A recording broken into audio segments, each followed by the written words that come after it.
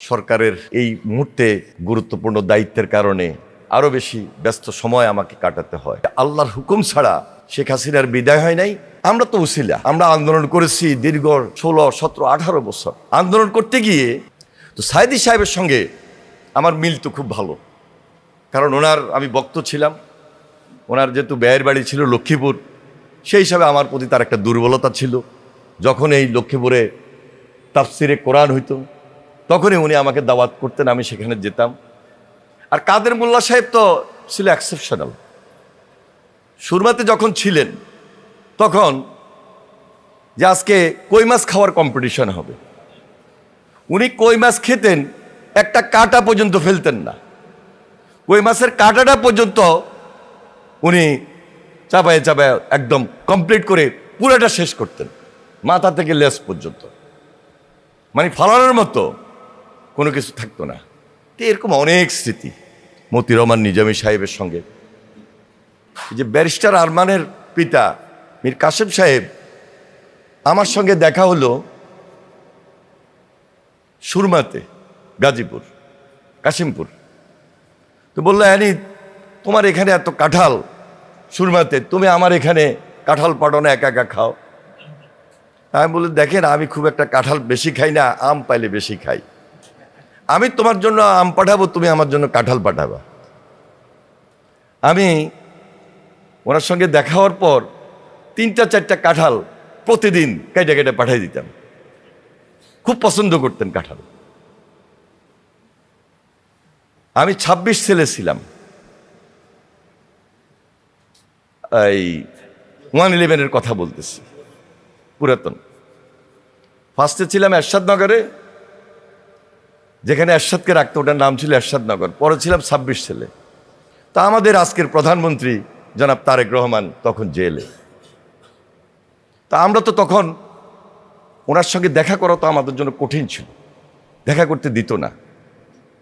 লুকে আমরা দেখা করতাম, লুকিয়ে আমরা তার পাশে যাওয়ার চেষ্টা করতাম। তার উপর অত্যাচার নির্যাতনের কাহিনী তো নতুন করে বলার প্রয়োজন নাই। এখনো তিনি প্রাইম মিনিস্টার, কিন্তু ওই যে অত্যাচার নির্যাতনের চিহ্ন নিয়েই চলছেন। একদিন এই 26 ছেলে আমার সব সিনিয়র, তো ব্যারিস্টার মওদুদ সাহেব, কর্নেল অলি সাহেব, মির্জা আব্বাস সাহেব, সাইদি সাহেব, মতিউর রহমান নিজামী সাহেব, তারপরে আব্দুল কাদের মোল্লা সাহেব, তারপরে কামরুজ্জামান সাহেব, মুজাহিদ সাহেব, যে আরে ফিস্ট তোমাকে ব্যবস্থা করতে হবে, খাওয়া দাওয়ার একটা ভালো আয়োজন করতে হবে। তা আমি চিন্তা করলাম, এতগুলো লোক, আজকে পিন্টু সাহেব, আব্দুল সালাম পিন্টু সাহেবের দায়িত্ব দিল না, আমাকে দায়িত্ব দিল সবাই, তা একটা ভালো খাওয়ার ব্যবস্থা করি। তা আমি একদম জেলখানায় টাকা দিয়ে তাজা মুরগি নিয়ে আসলাম 10টা। আনার পর দেখলাম যে এই মুরগিগুলো যদি আমি আগের দিন জবাই করে রাখি তাহলে এটা পুরানো হয়ে যাবে। যেদিন ফিস্ট হবে, খাওয়া হবে, ওই দিন সকালেই জবাই হবে। তা আমি ওইখানে একটা, ওই যে আমাদের দেশে যেরকম খোয়ার থাকে না মুরগি রাখার, এরকম একটা বানানোর চেষ্টা করলাম। বানায় ওইখানে বাবুর্চি শাহজাহান, মনে আছে, নরসিংদী বাড়ি, তো ওকে দিয়া সব ব্যবস্থা করলাম, আইটেম সব রেডি করলাম। ওই দিন খাওয়া দাওয়া হলো। খাওয়া দাওয়া যেদিন হলো, ও এর আগে কিন্তু আমার মুক্তি হবে, পরের দিন আমি বের হব, এই জন্য স্পেশাল খাওয়ার ব্যবস্থাটা। তা আমি খাওয়া দাওয়া শেষ, পরের দিন আমি বাইর হব। সন্ধ্যার পরে মতিউর রহমান নিজামী এখান থেকে ট্রান্সফার, মুজাহিদ সাহেব ট্রান্সফার, এক একজন এক এক জেলখানায় ট্রান্সফার খাওয়ার আয়োজনের জন্য। এবং আমাকে তো ওই পরের দিন রাত্রেই বিদায় দিল, মানে সবাইকে আলাদা আলাদা করে দিল। শুধু একমাত্র ছিলেন সাইদি সাহেব আর ব্যারিস্টার মওদুদ সাহেব। তো এই যে আজকে এখানে আজহারুল ভাই বসা আছেন, উনি যেহেতু পাশের ছেলে ছিলেন, আমাদের সঙ্গে দেখা হওয়ার কোনো সুযোগ ছিল না, আমরা খোঁজ পেতাম। ঠিক ওই আরমানের, ব্যারিস্টার আরমানের আব্বা, উনি যেহেতু কাশিমপুরে আমাদের থেকে ভিন্ন জায়গায় ওনাকে রেখেছিল, তো এই জন্য ওনাদের সঙ্গে দেখা হতো মেডিকেলে। আর ওনাকে তো ডান্ডাবেড়ি পরায় রাখতো সারাক্ষণ। উনি কোর্টে আসতেন, কোর্টে দেখা হইত। আর পরোয়ার ভাইয়ের কথা বলে আমি শেষ করছি। আমি যেদিন একদম কাশিমপুরে গেলাম, আমি দেখলাম যে কাশিমপুর যাওয়ার সঙ্গে সঙ্গে পরোয়ার ভাই আমার উপরে এসে উপস্থিত, যে আগামীকালকে সকালে আমার ব্রেকফাস্ট, ওনার দাওয়াত আমাকে নিতে হবে, বাসা থেকে খাওয়া আসবে বা এখানে কি খাওয়াবে না খাওয়াবে আমি এখনো রেডি না, প্রস্তুত না। তো পরের দিন সকালে ওনারা আমন্ত্রণ রাখলাম, ওনারা আমন্ত্রণে উপস্থিত হলাম। আর আমাদের ওইখানে মুরব্বী ছিলেন, ইমাম সাহেব ছিলেন আপনাদের আজকের ডাক্তার শফিকুর রহমান সাহেব। তো ডাক্তার শফিকুর রহমান সাহেব, তিনি, আমরা একসঙ্গে নামাজ পড়তাম, 5 ওয়াক্ত নামাজ পড়তাম, আমাদের সঙ্গে 2-1 জন নামাজ পড়তো না। তো শফিক সাহেব এবং আমি মিলে ওদেরকে উদ্বুদ্ধ করতাম যে নামাজ কীভাবে পড়তে হবে। উনি খুব ভালো মশলা দিতেন, কথা বলতেন। যাই হোক, সব কিছু মিলে জেলের যে আমাদের দীর্ঘদিনের এই যে অত্যাচার নির্যাতনের কাহিনী, এটা যদি আমি বলতে থাকি এরকম বই জমে যাবে। আর আমার রাজনৈতিক জীবনের বই যদি আমি লিখতে যাই, এটা লিখে শেষ করা যাবে না। আল্লাহর হুকুম 40 ঊর্ধ্ব হয়েছে। আমি 1980 সাল থেকে সরাসরি এই ছাত্র রাজনীতির সঙ্গে সম্পৃক্ত, প্রেসিডেন্ট জিয়ার সময় থেকে, ওনার হাত ধরে খালকাটা কর্মসূচি থেকে। তো প্রেসিডেন্ট জিয়া যেহেতু একজন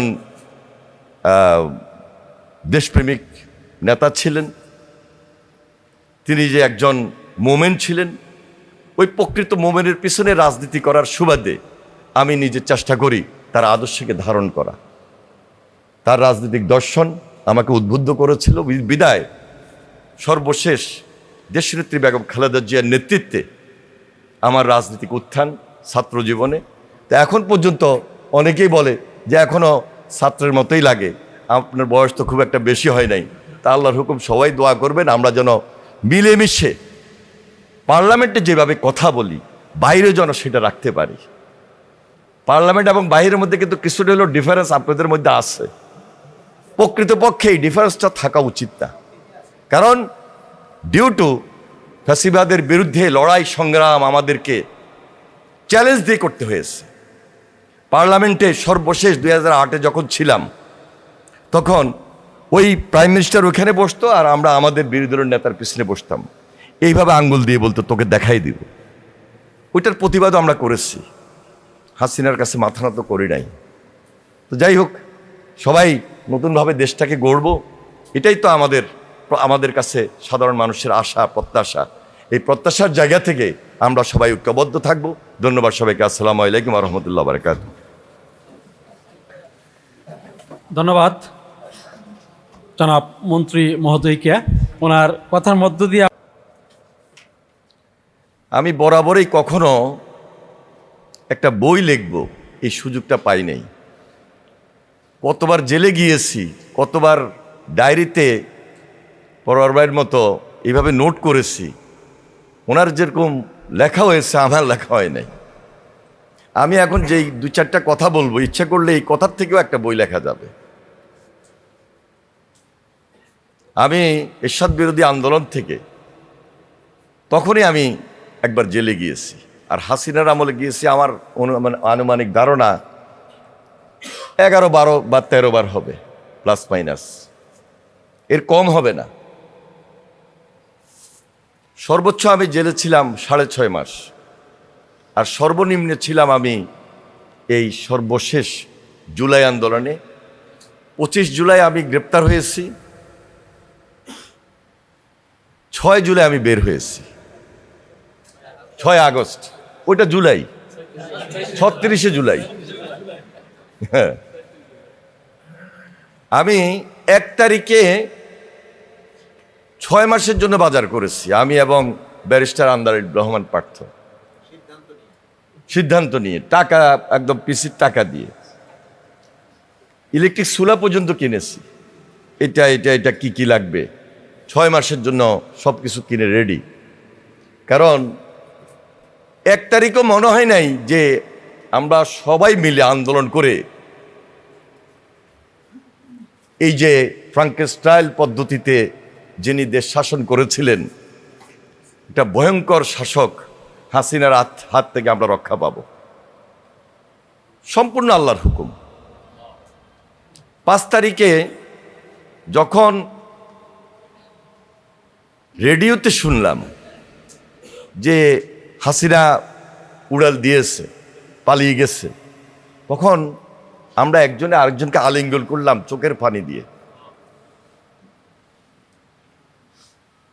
5 তারিখ ভোরবেলায় আমরা কয়েকজন মিলে কথা বললাম যে এত বৃষ্টির মধ্যে সবাই কি আসলে জড়ো হইতে পারবে? ঠিক 10:30 পৌনে 11টা যখন রৌদ্র দেখলাম, আমরা জেলখানায় বসে একটু আশার আলো পেলাম যে না, আমার ছাত্র ভাইয়েরা, দেশবাসী সবাই একত্রিত হবে এবং আজকে না হোক, আজকের কথা তো আর বলি নাই 5 তারিখে, যে কোনো সময় হাসিনার বিদায় হতেই হবে, কারণ সবাই ঐক্যবদ্ধ হচ্ছে।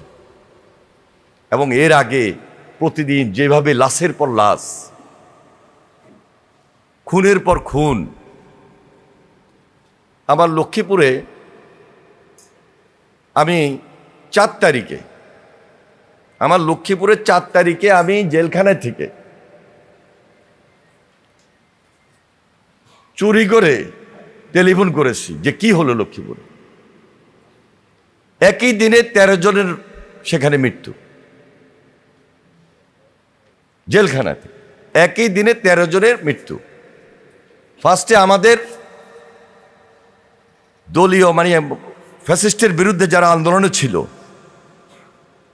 তারা হলো 8 জন, এবং এর পরবর্তীতে ওই যে গডফাদার তাহের তার বাড়ি ঘেরাও দিয়ে চারপাশে আগুন যখন জনতা লাগিয়ে দিল, ওই আগুনের মধ্যে পড়ে মারা গেল 6 জন কি 7 জন, তো সব মিলে 13 জন নাকি 14 জন, 13 জন সময়।